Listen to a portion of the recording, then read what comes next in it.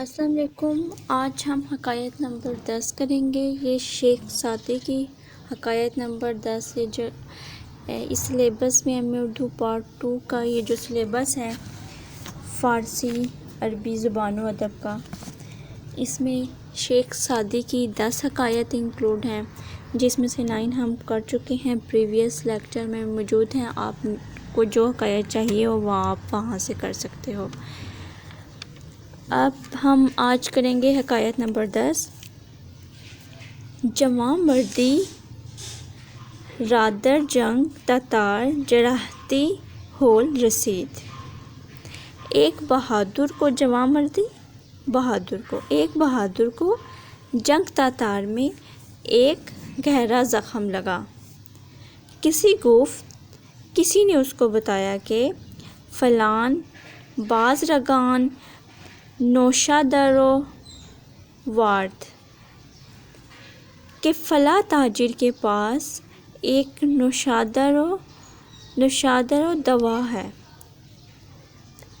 اگر باخوائی باشد کے اگر اسے مانگو شاید دریگ نادرد، شاید انکار نہ کرے۔ گوند لوگ کہتے ہیں آن بازرگانان با بخل معروف بود، کہ وہ تاجر بخل یعنی کنجوسی میں بڑا مشہور تھا۔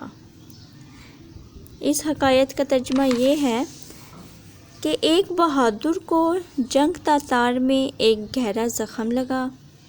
کسی نے اس کو بتایا کہ فلاں تاجر کے پاس ایک نوشادرو دوا ہے، اگر اس سے مانگو شاید انکار نہ کرے۔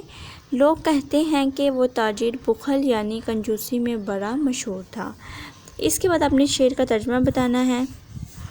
گر بجائی نانش اندر صفرا بودی آفتاب، اگر اس کے دسترخوان پر روٹی کے بجائے سورج ہوتا، آفتاب سورج، تا قیامت تو قیامت تک روز روشن کس ندیدی در جہان، دنیا میں کوئی دن روشن نہ دیکھ سکتا۔ اس شعر کا کیا مطلب ہے؟ اگر اس کے دسترخوان پر روٹی کی بجائے سورج ہوتا تو قیامت تک دنیا میں کوئی دن روشن نہ دیکھ سکتا۔ اس کے بعد آپ نے اس کا ترجمہ بتانا ہے۔ جواں مرد گفت، بہادر نے کہا،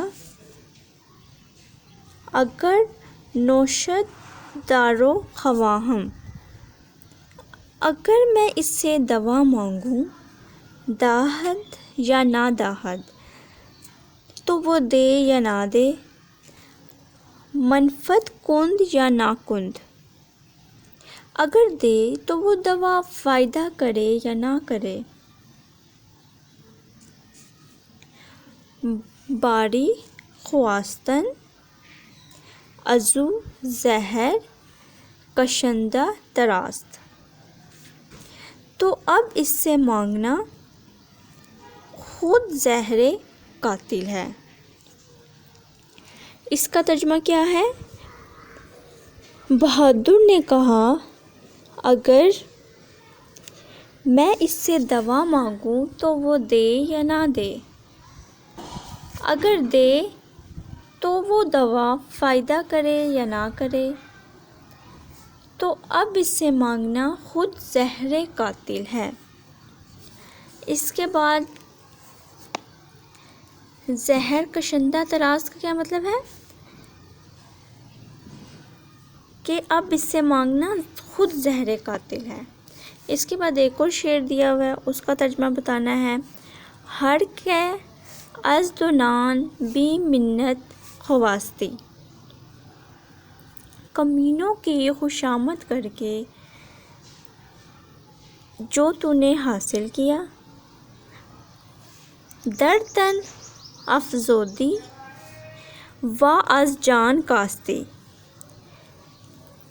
بدن کو تو بڑھا لیا لیکن روح کو گھٹا لیا۔ اس شعر کا کیا مطلب ہے؟